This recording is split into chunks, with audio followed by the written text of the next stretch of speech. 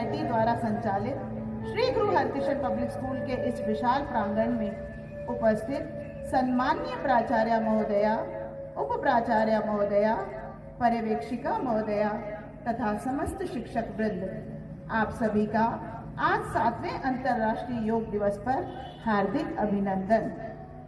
आज 21 जून 2021 को सारा विश्व 7वां अंतर्राष्ट्रीय योग दिवस मना रहा है, जिसे माननीय प्रधानमंत्री श्री नरेंद्र मोदी जी की पहल पर 2014 में सर्वसम्मति से संयुक्त राष्ट्र महासभा में 193 देशों द्वारा स्वीकृत किया गया था।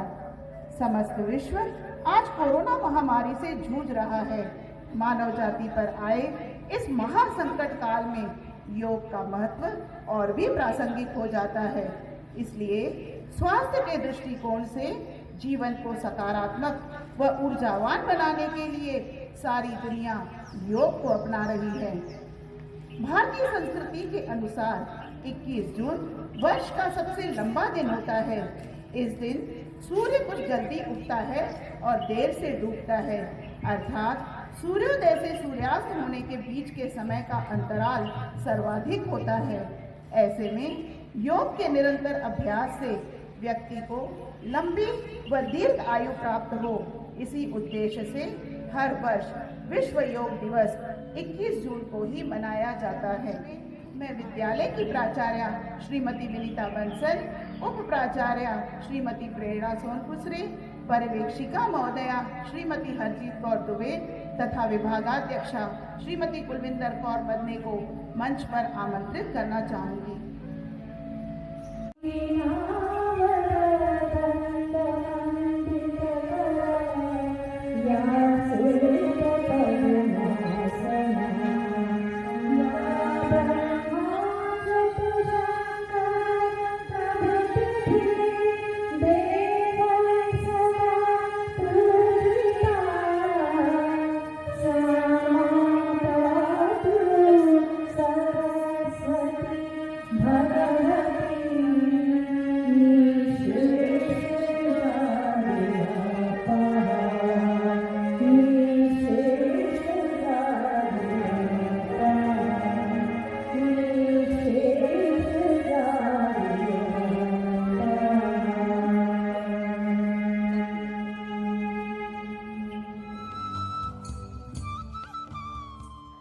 प्रार्थना को मेरे पीछे दोहराएं।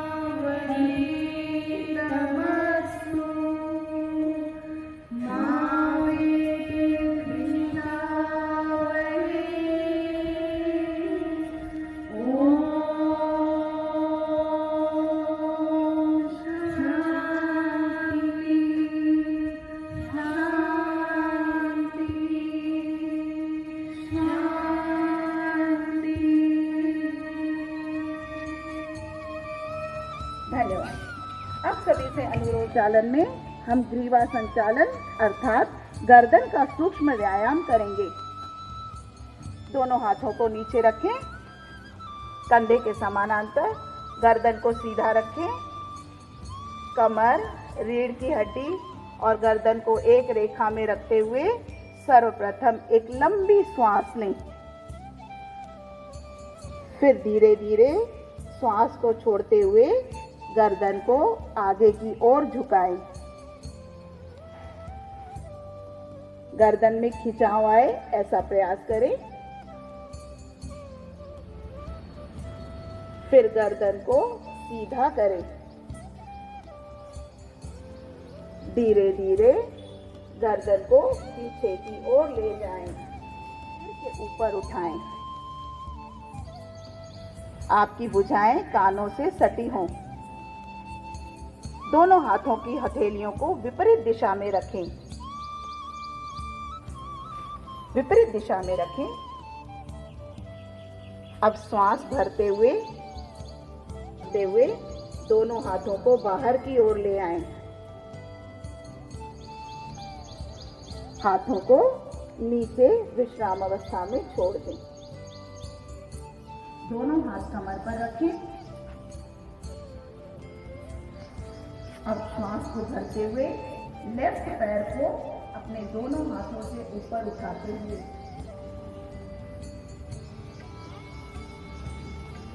राइट साइड की जंघा के मूल पर रखें। जितना संभव हो उतना करें। शरीर को ज्यादा कष्ट ना दें। पैरों को बैलेंस करने की कोशिश करें तथा दोनों हाथों को धीरे धीरे सिर के ऊपर उठाते हुए नमस्कार मुद्रा में खड़े रहें। कुछ सेकंड स्थिर रहें। धीरे धीरे पैर को वापस अपने स्थान पर ले आएं। रखते हुए दोनों हाथों को कमर को सपोर्ट करें। कमर को सपोर्ट करें। श्वास छोड़ते हुए गर्दन को पीछे की ओर झुकाएं। कमर के ऊपर के हिस्से को अपने सामर्थ्य अनुसार पीछे की ओर झुकाने का प्रयास करें।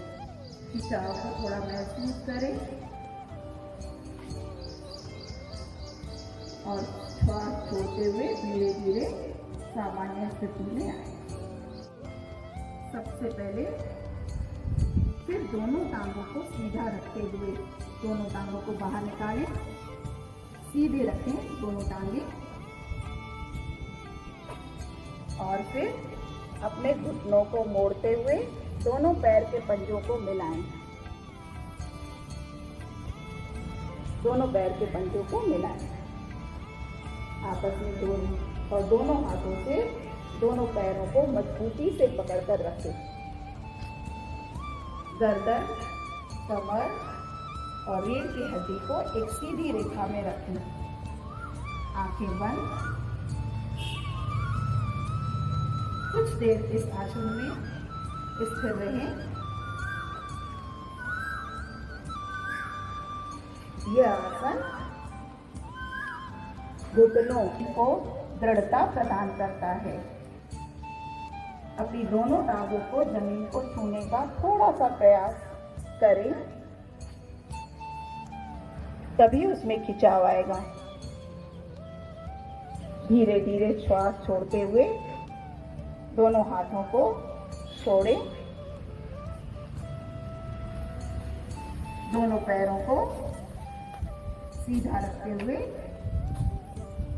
विश्राम करें। मोड़ने का प्रयास करें।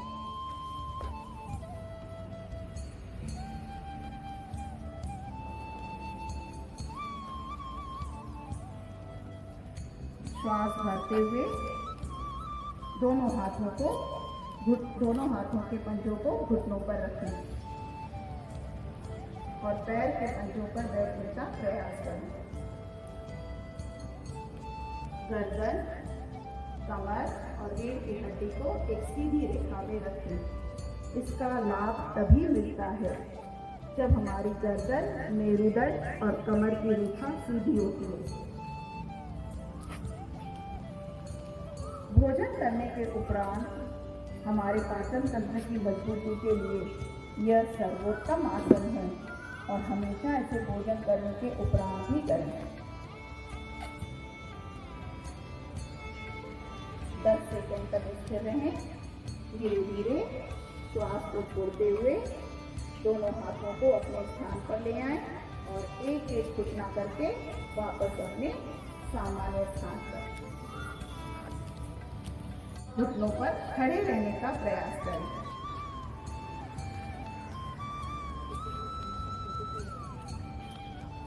इसके बाद दोनों हाथों को कमर पर रखें।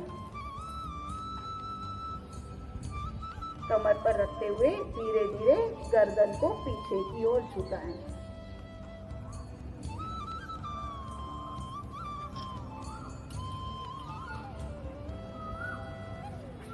आप धीरे धीरे गर्दन को अपनी सामान्य स्थिति में सीधा ले आएं। दोनों हाथों को कमर से छोड़ते हुए नीचे रखें। आप उसी स्थिति में बैठे रहें प्रयास करें। दोनों हाथों को सीधा रखें, इसके बाद कमर पर रखें। श्वास भरते हुए धीरे धीरे गर्दन को पीछे की ओर ले जाएं। 10 सेकंड के लिए स्थिर रखते हुए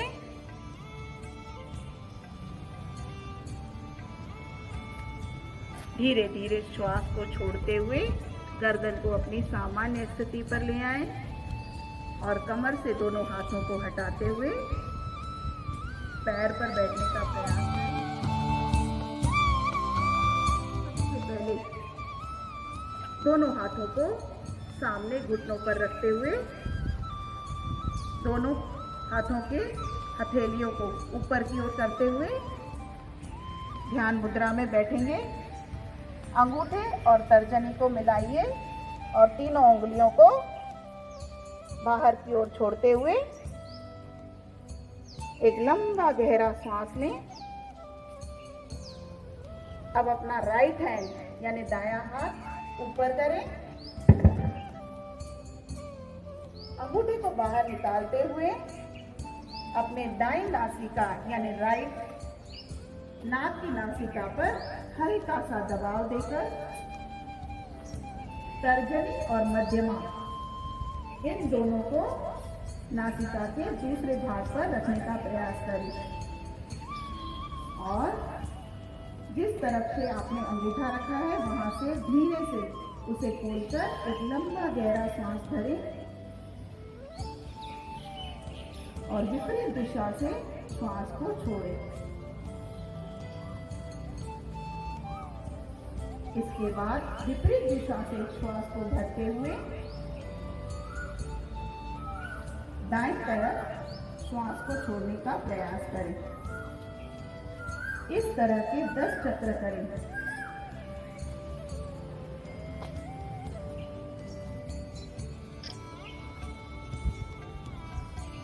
अनुलोम विलोम प्राणायाम को हम नाड़ी शोधन प्राणायाम भी कहते हैं। इस प्राणायाम के माध्यम से फेफड़ों तथा शरीर की सभी प्रमुख कोशिकाओं में भरपूर मात्रा में प्राणवायु का संचार होता है।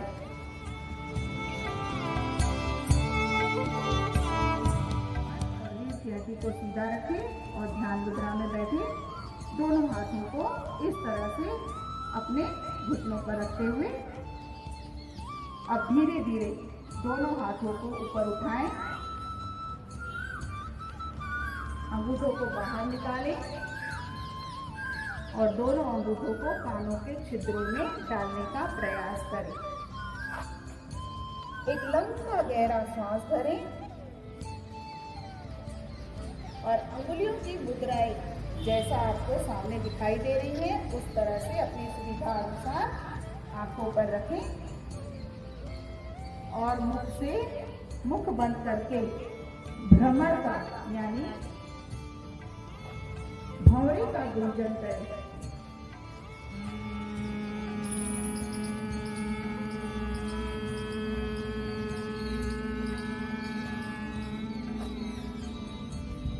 पांच चक्रों में ऐसा करें।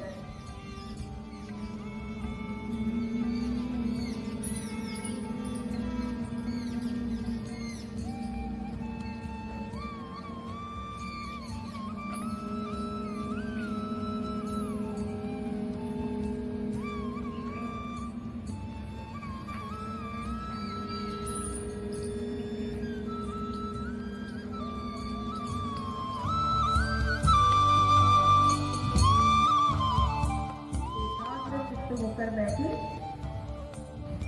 जो भी विचार आए उन्हें सहजता से जाने दें। सहज और सरल अवस्था में बैठने का प्रयास करें।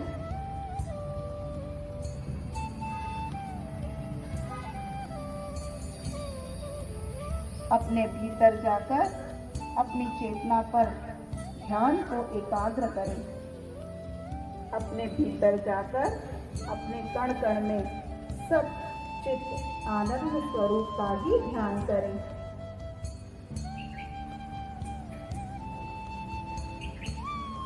अपने भीतर एक नई ऊर्जा को भरें। अनन्य शक्तियों के स्वामी होते हुए भी हम क्यों शोकग्रस्त हैं, ऐसी खोज करें।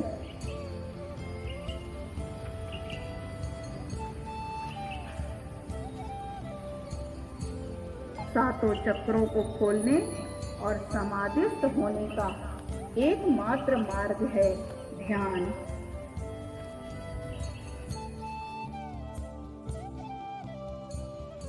मेरे पीछे दोहराए। मैं संकल्प लेता हूँ कि सर्वदा अपनी सोच में संतुलन बनाए रखूंगा।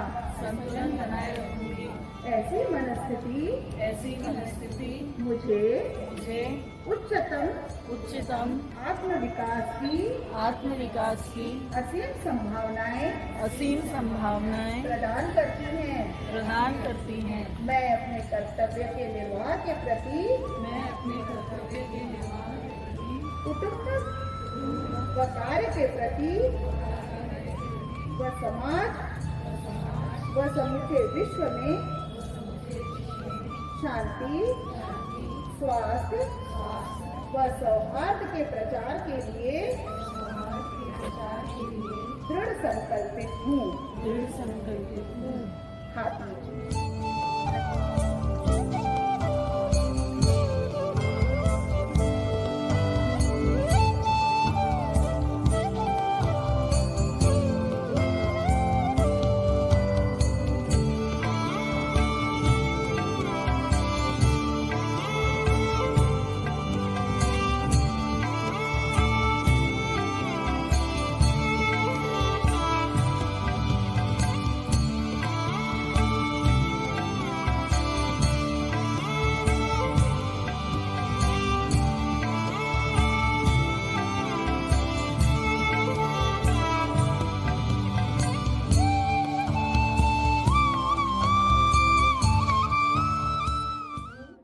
All my dear parents, students and dear teachers.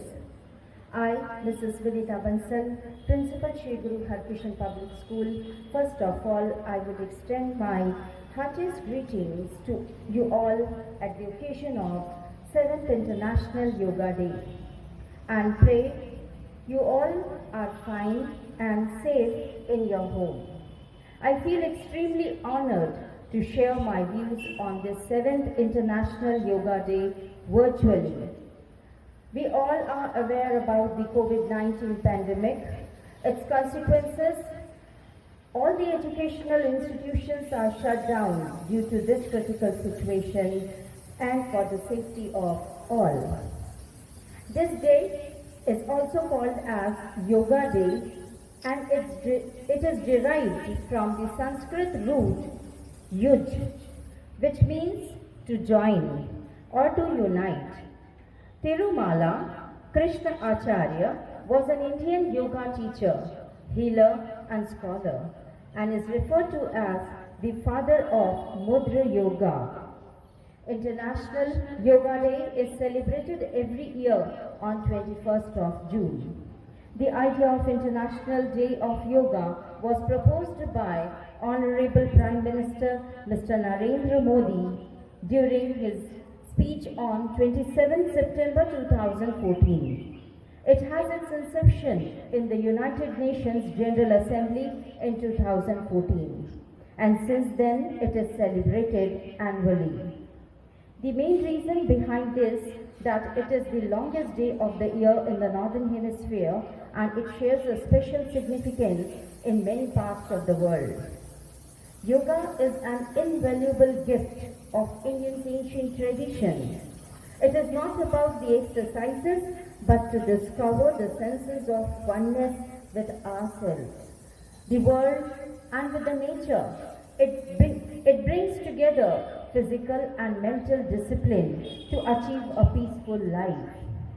It also helps to manage stress and anxiety. It helps to improve our respiration, boost our energy and vitality. Yoga also helps to improve our posture. It keeps our joints healthy and increase our strength and flexibility. There are different types of exercises, physical posture, meditation or relaxation, or different breathings. We can also say that yoga helps to inhale the future and exhale the past. We also learn to live in peace and harmony with others, as a flower does not think of competing to the flower next to it. Similarly, we also learn to compete, but in a healthy way, by practicing yoga. My dear students, as we all are in lockdown and all our outdoor activities are restricted, as we are stuck up in home and engaged mostly in online classes and online activities, yoga practice has become a must. I hereby instruct to do regular yoga practice, as it will help to boost your self-esteem and confidence. While it will help you to preserve, to be patient and provide tools for practicing generosity, strength and to be your own self. With these thoughts and words, I give a pause to my speech and once again wish you that you all are healthy, happy and safe at home. Thank you. Samgachadam samgavadam sambho mana sijanetam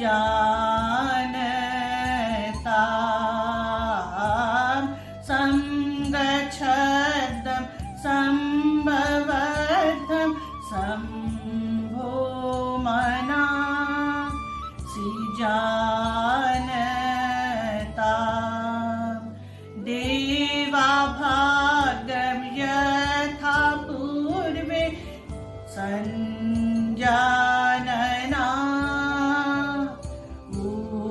upasvati Deva bhagam yatha